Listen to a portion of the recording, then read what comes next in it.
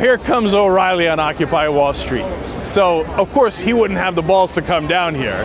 So he sends his minions like Jesse Dirty Waters and apparently Hoover. But as you're going to see here, apparently she didn't even come down. Her husband came down or something. So it's like third-hand stuff. But I'm sure that they're not going to smear the movement with that kind of third-hand crap, right? Well, let's watch. Apparently there are illegal activities, drug trafficking, sanitation problems at the park.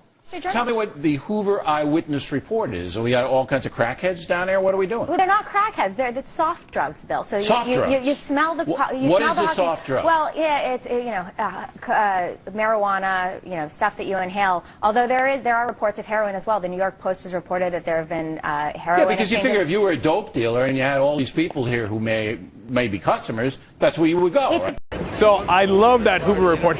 O'Reilly's like, what do we got here? Crackheads, dope dealers, is that what's going on here? Okay. She's like, well, maybe softer drugs like pot. He's like, yeah, all right, what are we talking about? Heroin? No, wait a minute.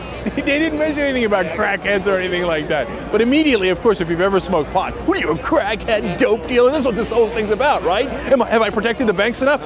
My banker friends, are you happy? Are you happy?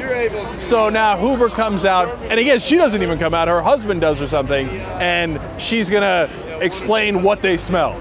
But let me ask you, so you walk down from your lavish apartment two blocks away, and you're here with the riffraff, and you're smelling marijuana? Yeah, okay. I personally haven't smelled it. My husband has, my neighbors have.